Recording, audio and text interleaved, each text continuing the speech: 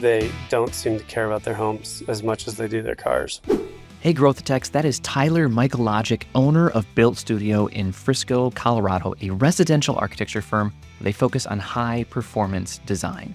And yes, we're both named Tyler, but I'm Tyler Sumla, the creator of Growth Tech, and today we're helping my friend Tyler tackle two big challenges that many architects encounter. First, how to explain what he does in one incredibly powerful sentence, and then how to discuss the value of good design with clients. And these are strategies that you, my dear friend, can implement immediately. But before we begin, a huge thanks to Gelt for sponsoring Season 2. They've made managing my business and personal taxes stress-free, and I highly, highly, highly recommend that you check them out at joingelt.com. Plus, be sure to mention Growth Detect when you schedule a consultation to get 10% off your first year with Gelt.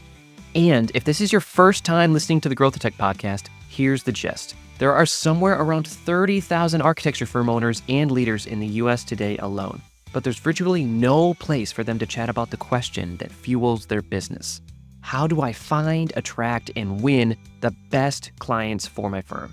So that's why I created this podcast, to tackle your real questions so you can walk away with actionable insights. And if you like the podcast, then you'll love The Studio, which is a private membership for architecture leaders with steps, strategies, and support to grow your business. And actually, everyone in Season 2 is a member, which you'll hear about at the end of the episode. If you want a taste of what's inside The Studio, then be sure to join my free newsletter at growthatech.com/join, where I share free sales and marketing growth hacks with more than 10,000 architecture leaders every Sunday morning. So go and join right now and enjoy the show. So yeah, what's the first question that you have about Built Studio and what you're trying to do over there? Just how to explain what I do in one sentence.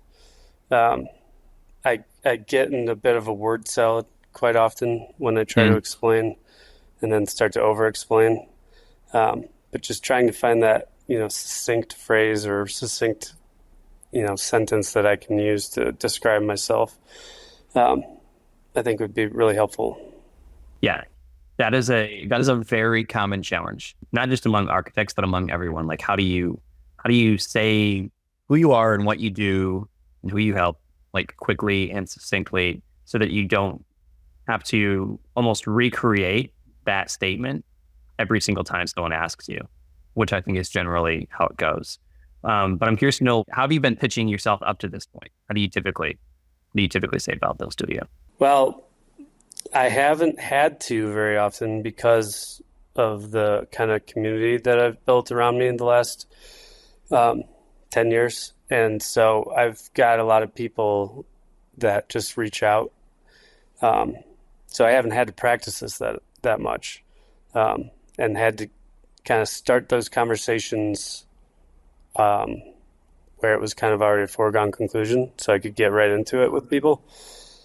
And now I'm starting to see where I'm going to have to start actually marketing more and branching out further, and getting that kind of elevator pitch down with new people. So that's kind of what's bringing all this up. Is I had that nice boost at the beginning, and starting to kind of fizzle off now. So got it. Okay, so you were in a situation where Built Studio was originally kind of born out of the fact that you were able to quickly acquire clients just from your network that you already have in place.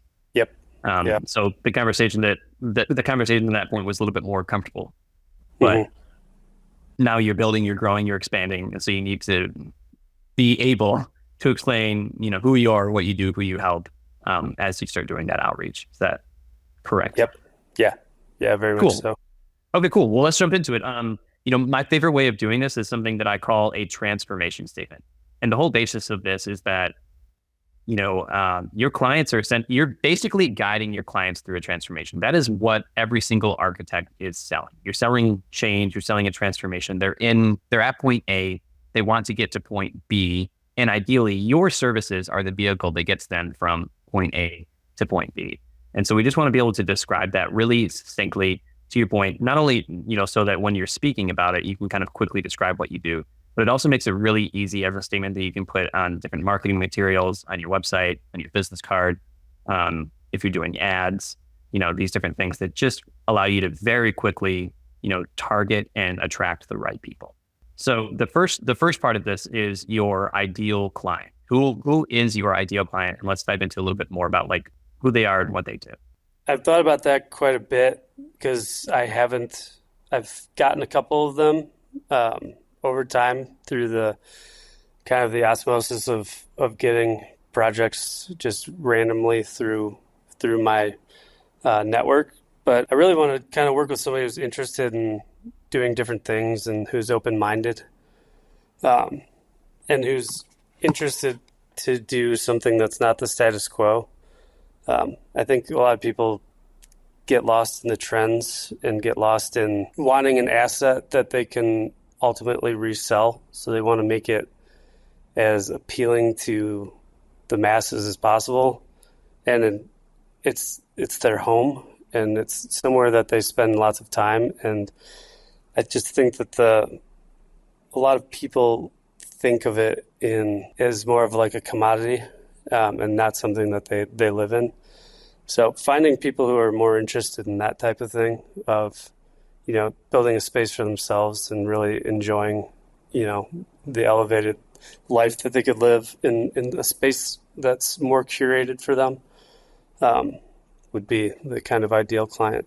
Yeah, I think that's really good. That's a really good kind of description of the psychographic, right, of the person or of the ideal client that you want to go after. I'm curious also what kind of demographics would go along with that. Are these families that you're talking about? Are they single? Are they married? Are they young? Are they old? Where do they typically fall? And you can even look back at the clients that you've had so far. But generally, where do you find these things falling? I don't know. They seem to be probably a younger couple who's just kind of getting into their careers, and they're beyond their first home, more interested in actually settling into something of theirs, rather than trying to get into that first home or like first thing where they have a little bit of ability to be creative. And they don't necessarily need to have a huge income. That kind of helps with the creativity, but I don't know, kind of middle of the pack, people are interested in doing something unique. Yeah, I think that's good. I think that's so important to target that and to be that specific, because I already know probably what's in the back of your mind, right? Which is that, well, I don't want to be too specific. I don't want to be niche. What if an older couple comes to me and they also want a home? They see that I only say young professionals. So let's hit that head on, like in two ways. So one, it sounds like what you're actually targeting is I would either say young families or young professionals, but there's something about the term like young in there. And so young families, if you happen to find yourself, if it seems unlikely that you're going to get like a single person, then maybe just targeting young families, saying that, or young couples could be a good way to do that. But the reason that you want to call them out specifically is because what you said, if that's already been who you've been working with, one, it's not like there's a small, group of young professionals or young families in your area, right? And where are you located again? I'm in Frisco, Colorado. Yeah. So around Colorado, there's no shortage, right? Of young families and of young couples, young professionals, all of these different situations. So you have a large enough market there. But the other part of this is that people generally get afraid that they're going to deter others by getting too specific. And what actually happens is you can almost think about this like a dartboard, right? Whenever you're playing darts, you're always obviously trying to get something right in the center, right? And that's what we're talking about right now. This transformation statement is going to be, what is the center of the dartboard or of the bullseye, right? We're identifying the bullseye of that dartboard. But what happens when you're playing darts, if you don't hit the center and you hit just the outside, right, somewhere, you still get points as long as you land on the board. Right. And it's a really good analogy for how marketing works, right? You want to tailor your messaging and the things that you're saying and the way that you're presenting your firm to your ideal client. If you get someone that's a little bit outside of that, right? Maybe they're not young, maybe they're old, maybe they're a little bit older or something like that. They will still come to you. Yep. But when they come to you, they will say, hey, I know that you said you only work with young professionals. Would you consider working with us? Which is a significantly like easier introduction into the conversation than like, I build modern homes in Colorado, or whatever that is, right? Because then it's like it's too general.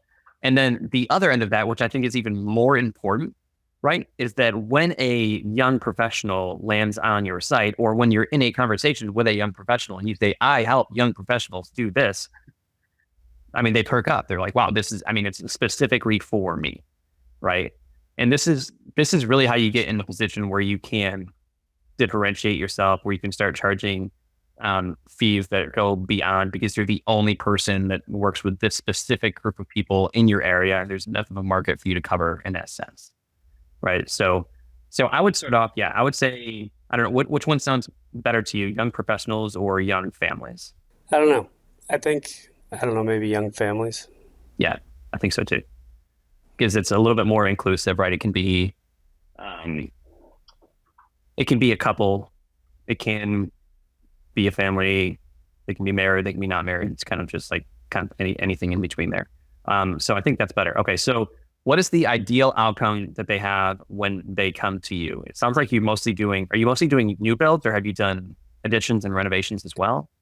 I do both. I do additions and renovations and new builds. And I enjoy both very much. They both have different kind of challenges to them. The ideal outcome for them would be just getting the ideal home that they truly want to live in, that they're proud of, and having an enjoyable experience during the process.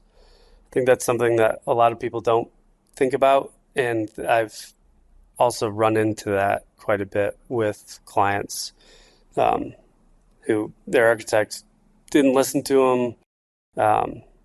They're frustrated and they don't feel heard. And I've actually taken over a project because of that. And it's very rewarding to be a part of that type of process. Yeah. Yeah. Taking over from other architects, making sure that the clients then feel heard, super important. But I want to sideline that point, because that's actually, I think, going to be really relevant to the next thing, whether you realize it or not, to the next step.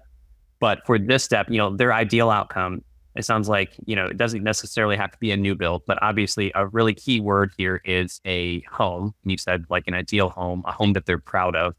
I'm wondering if there's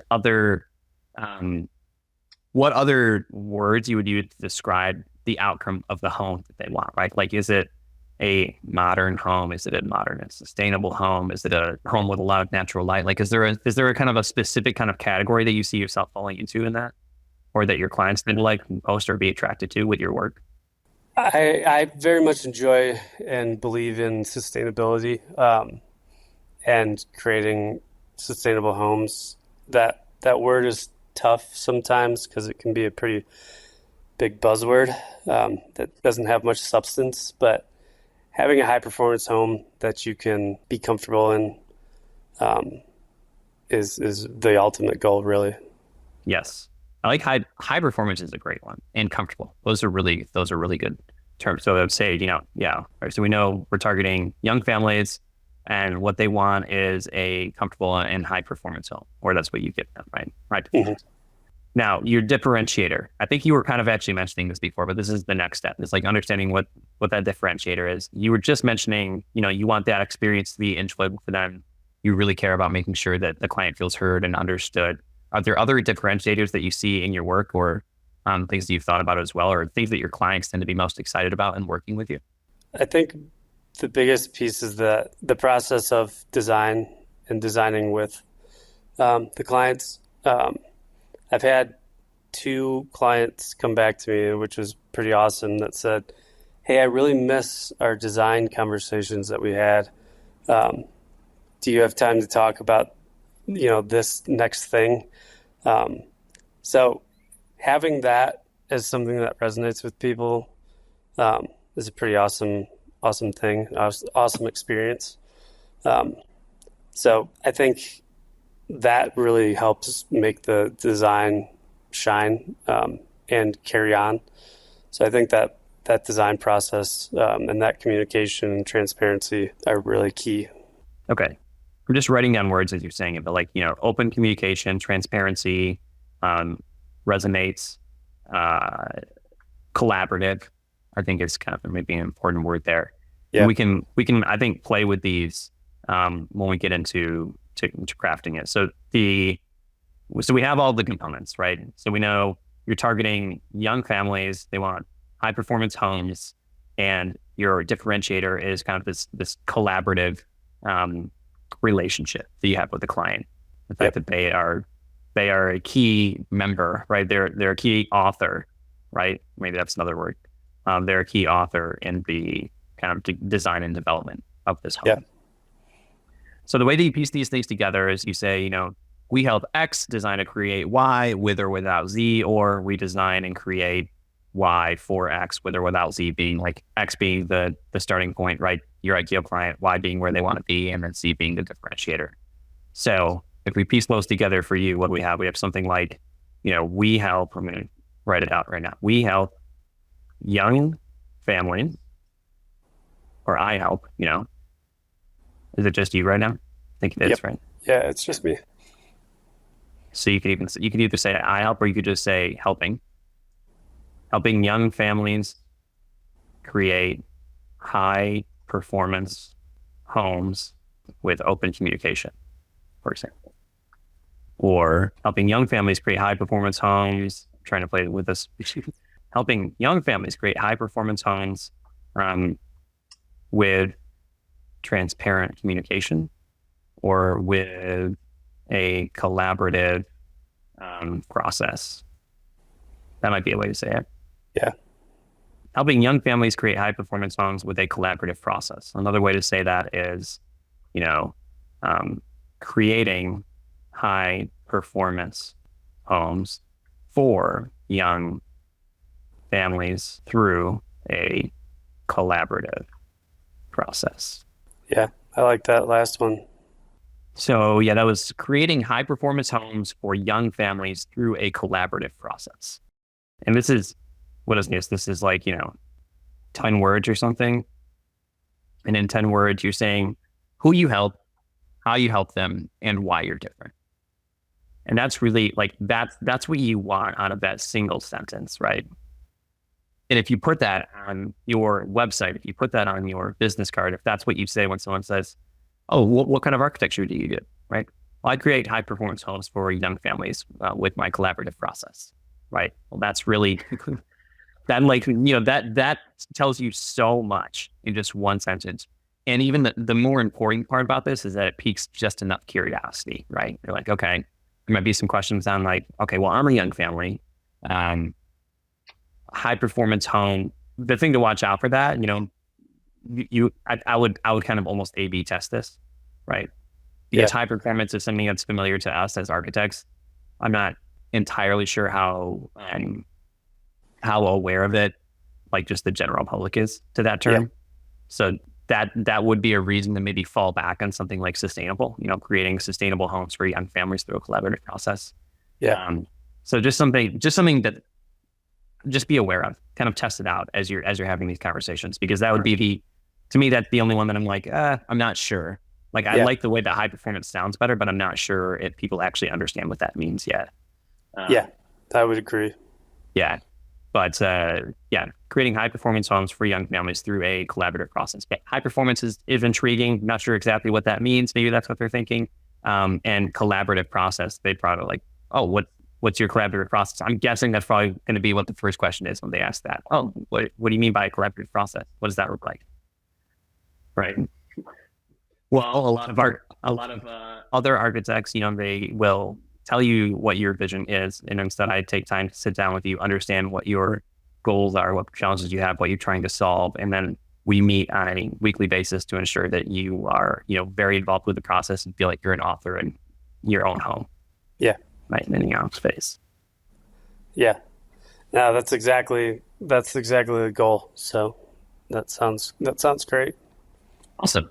All right, creating high performance homes for young families through a collaborative process with Built Studio. Love it. When it comes to running a successful architecture firm, taxes play a huge role in your financial strategy. Even if you've already filed, being proactive this year can significantly lower your future liabilities. And now that I'm working with Gelt, I finally feel like I have a partner I can trust to handle everything from my business to my personal taxes, and I'm excited to collaborate them for this season of Growth Attacked. Think of Gelt as the ultimate CPA for firm owners. Their tech platform provides personalized guidance to help maximize deductions, tax credits, and savings. Plus, their in-house team of expert CPAs offers tailored tax strategies designed to minimize risk and grow your wealth. And when I first onboarded with Gelt, they shared strategies that saved me tens of thousands of dollars. So if you're ready for a premium, proactive strategy to optimize your firm's financial health, you have to check out Gelt. Go to joingelt.com and mention Growth Attacked so you get 10% off your first year with Gelt. All right. Well, I know that you brought on 2 questions. So what's the second question? How do I educate clients on the value of good design? So yes, a big one. Yeah, go ahead. Yeah. Continue on. Well, it kind of goes back to that high performance comment. What does good design mean, and how can you convince people that it's worthwhile? It's a very strange thing to have to try to convince somebody that one of the most expensive things that they're ever going to spend their money on should operate well and should be high performance. A lot of people care about their cars, but they don't seem to care about their homes as much as they do their cars. And it's kind of a very interesting paradigm. Yeah, I think that's really true. It is a crazy thing, right? That architects are here somehow having found themselves in a position where they have to explain to someone how this space where they spend whatever percentage of their time, 75% of their time on a regular basis, should be designed around their needs and their personality and their lifestyle. Yeah. It shouldn't be a hard thing to sell. So let's talk about this first. How have you been pitching good design so far? Has it even come up in your conversations? It's been kind of during the process and not on the front end of trying to sell that, but it's through that collaborative process of getting people on board with it. So just talking about performance and comfort and how sitting next to a cold window could be uncomfortable and what you could do to change that. People aren't aware of all the different things that you can do to make a house, healthy and make them feel good in it. So those things are kind of hard they're more kind of theoretical, even though they're really not. So it's kind of talking through those types of things, materials, and the different details that can allow for, better lighting, more temperature comfort, usable space that actually makes sense. A lot of those types of things are talked about during the process and can be explained while you're talking about how a kitchen works and how do you use a kitchen. Do you and your family cook together? Do you cook alone? How do you live in your house now? And what is the friction that you feel in the house currently? These are all things that can be changed and made better for you through this process. So that's kind of how I've been kind of managing that, but it's more on the middle of the conversation and not really at the beginning of the conversation as much. Yeah, that makes sense. You said one of my favorite, like a variation of one of my favorite questions, especially for residential architects, which is like, if someone's coming to you for a new home, new space, the obvious question is, what's wrong with your existing home? Yeah. What's wrong with your existing space? What don't you like about it, right? And the reason that understanding those things are important is because no one wakes up one day and decides, hey, they want to spend $1 million on a new home. There has to be significant pain or significant desire on the other side of that. You want to quickly find out what that is. Because that's definitely like that's your leverage in terms of beginning to define that relationship. When you have these conversations, you're presenting different materials and different, do you present options or do you just make a suggestion for what something should be? I try to make suggestions rather than give too many options. I find that if you give people too many options, they try to solve the problem themselves rather than looking for your expertise. They just paid you, you're to the point where your contract's signed, they're paying you to be the expert, and you're asking them to solve their own problems. If you present too many options in a too broad of way. So trying to find that balance between the two, of not listening and only proposing something that might not land, or giving too many options for them to then go back and try to solve the problems themselves. Finding that balance is kind of the piece that I've been playing with quite a bit. Yeah. Well, where do you typically find resistance in this conversation, out of curiosity? Like, because if the contract is already signed, the project is already beginning, you'd assume that at some point there's already an assumption of the types of materials and types of design decisions that you're going to be making. So does the resistance arrive because they see how much something is going to cost, or is it because is it going to add costs, or like where does it happen? Cost is one. I think just the preconceived notion of how things work, and what people have, been exposed to. If you, dive into it deeply as an architect, there's 1,000,001 different options for any given decision. And sometimes I think it's decision fatigue. If you try to make too many decisions, sometimes they just have no idea of all the different options. Or the question that I hate the most is, what's on trend, or what has everybody else been doing? And Yeah. I don't want to do those things for them. I want to make their house, unique to them. And that's how trends are made, is somebody did something first, and then, everybody started liking that, and it became a trend. So people get stuck in those types of things, and it's hard to kind of break that mold sometimes, I think. Yeah. And when you originally came up with this question, just help me understand the context here, was it around more so the conversations that you have after the contract is signed, you're meeting with your client, you're talking about different design decisions, or were you were you more thinking about the situation kind of when you're still trying to win that client?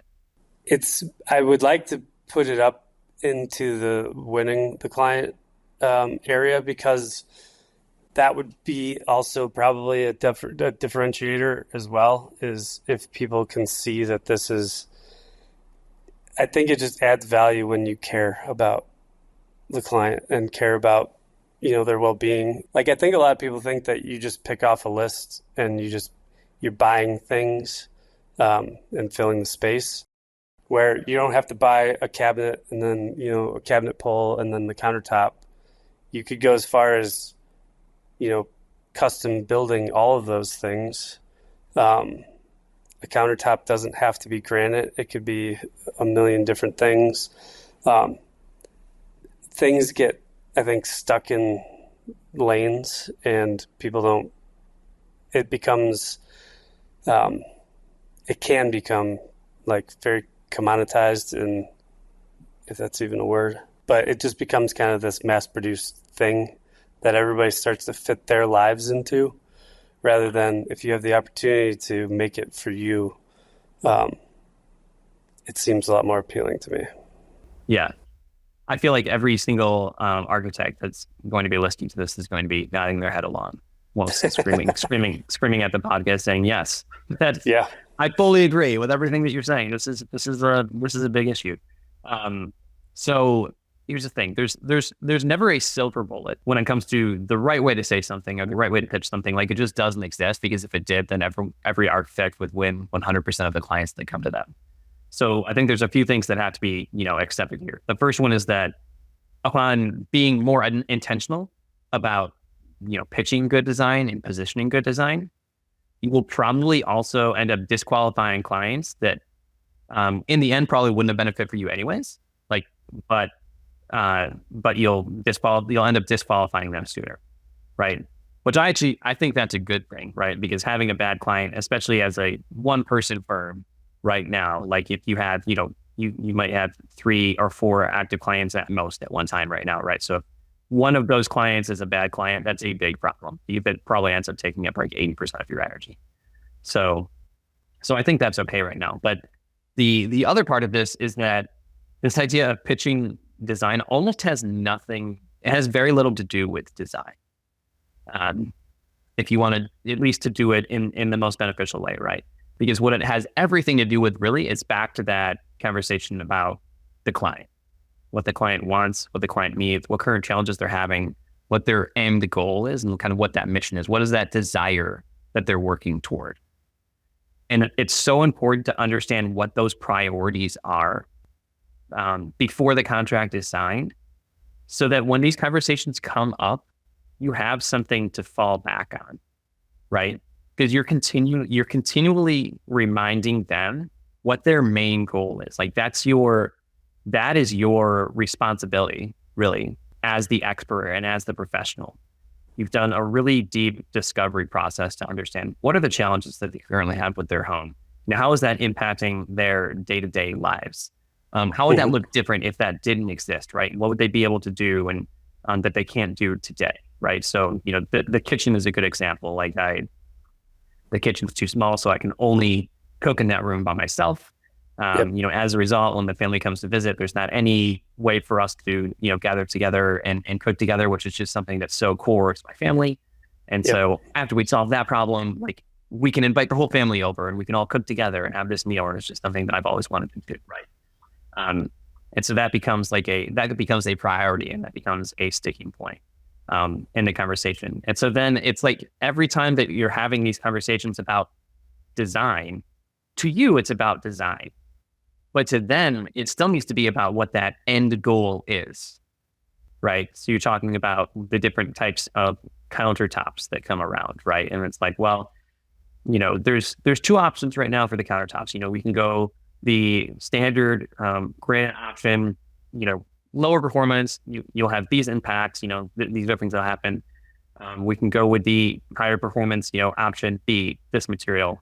And I thought this material would be really interesting to me because you told me that your family is Italian and this is an Italian, something. It pulls into that. And I just thought, because you're so focused on, this aspect of bringing your family together to cook together, that having something here, like in your kitchen, to really make that difference could be a game changer for you, right?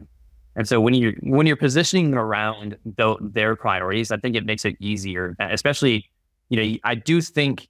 You mentioned like you're making suggestions, but I would even say I do agree with your choice paralysis, right? People can get choice paralysis or decision fatigue when they have to make too many decisions around a house.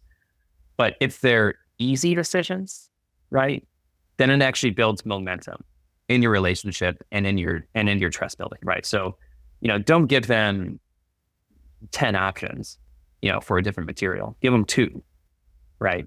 And one of them is obviously much worse than the other. Right? Yeah. And sometimes they will. Sometimes they'll choose the one that's worse for the other for, I don't know, who knows, whatever reason. But most of the time, right, because you've positioned it around their priorities and the things that they want to do, they're going to choose that better option. Yeah. And I think that's what this conversation around like, good design is, because it is so subjective. But I know that for you, it means, it's high performance, it's the right materials, it's sustainable materials, it's things that are aligned with their vision that uniquely reflect them and their story and what they want to get out of their home, right? I think it's really tough to resist that urge, I think, as a client, right? If you're sitting in front of them telling them like, this is the intentional reason that I think this material would be a good fit for you, right? Or you mentioned that you always like reading by the window. If we choose these windows, then you're never going to get, chilly reading out the window that's popping out, versus, you can go with this option, but what's going to happen is that, a lot of air is going to leak. It's going to feel cool. You're going to lose a lot of the energy out of that home. Yep. When you position an A versus B and make it obvious to them, then it is, they have the authority to make that decision and choose which one they want. But when you so clearly explain it to them, right, yeah, then it becomes a little bit more obvious. Does that make sense? Yeah, totally. Yeah, I think that's a great way of saying that. I've seen that in that kind of process where you present those things, and when you do explain it really well and you're helping them to make the right choice, knowing all the information about the materials or the process of it, and helping, guiding them to get to where they may or may not know they need to be. But that's a great way of saying it. Yeah, because ultimately, we can't be dictators in the relationship, kind of like what you're talking about, right? Like we do want to give them authority and the ability to make these choices and to choose the thing that hopefully is right for them. Yeah. At least the majority of the time. I think that's the goal, right? We're not going to bat 1,000 over here, but no. And that's the fun. That's the fun of it I like to get a little fun banter going with clients, and, if they win a conversation because I present something and they choose something else, and they know a little bit more about it, or, they saw something in it that I didn't, and they get that win. It's always kind of a fun thing to carry through, and it starts to become kind of this little banter between me and the client. I also love to challenge clients and kind of push them out of their comfort zones to kind of think differently, and that kind of also kind of lands in that part of the process as well. That's awesome. You have the perfect demeanor for that. I bet. For challenging, you're almost kind of like, are you sure that's like, I think that this could probably be a better option. Like you're so like calm and welcoming that it's like so unassuming. They're like, well, I guess so. Yeah, you're probably right. Like, yeah. So that's awesome. Well, Tyler, I know that you're a member of the studio. I'm curious what your thoughts and experience has been around the studio so far. What you would say to people that are considering joining. I think it's been great. I've been my community's pretty small where I live. So finding like-minded people to talk to and share, struggles and wins and stuff like that. It's been great. Having other people to lean on and, reach out to, has been great. The community's been awesome, and everybody's been, really collaborative. So I've enjoyed it quite a bit so far. That's awesome. That makes me happy to hear. And you actually stemmed, I think, probably my favorite conversation that we've had in the studio yet, which is when you asked, how do you charge? Yeah. Which is also such a funny way to say that. But it kind of came out, it was one of the first questions that we asked in the studio. That was, how do you charge? Like, literally, how do you come up with your fee? What is your strategy for doing that? How do you break it down on these different stages? And what ensued was such an incredible conversation from everyone there about, whether they use fixed fee or hourly fee for these different situations, or whether they present different options, for the pricing scenarios, and then how you do a proposal. And even I think Anna went in and ended up sharing her entire kind of proposal and template and how they do these things. So it was, I think, one of the most valuable conversations I've witnessed in a long time among architects. Awesome. So it was great. Yeah, it was great. I think, people get guarded sometimes, and they think that some things are like this big secret and nobody else can know about it, or they just get, caught up in the day-to-day and don't even ask those questions. And we're all wondering these things, or trying to figure out a new way. So you never know until you just ask. Everybody could say nothing, or, a great conversation starts. So or we could help everyone. Yeah, you're exactly right. If you are an architect that thinks you have a bunch of secrets you don't want to share with anyone, then you are not going to be a good fit for the studio. But if you're wondering the same thing, but it seems like everyone in the studio is wondering, which is like, why are more architects more open about this? The studio is perfect because it's a private space. It's kind of like what happens in the studio stays in the studio, in terms of the conversations that happen. But they focus on, the exact things that every single architect is running into. So happy to hear that that's been your experience too. Yeah, no, it's been great. Cool. Well, any other questions before we jump off? No, I think it's still just been, I've got plenty of questions, but, I think continued through the studio and stuff like that, I think, as it grows and stuff and more conversations are had, I think, it'll continue to grow and get better and better. So now currently no direct questions, but always curious about how everybody's doing everything. If we all help each other grow, we're all going to get better, and the industry is only going to get better. So, all right, thank you so much for being a growth architect and listening in on this actionable episode. Be sure to subscribe so you can continue to learn exactly how to overcome the business challenges that every architect faces. And if you want a taste of what's inside the studio, then go to growthdetect.com/join to subscribe to the Growth Detect newsletter read by more than 10,000 architecture leaders every Sunday morning. I'll see you in the next episode.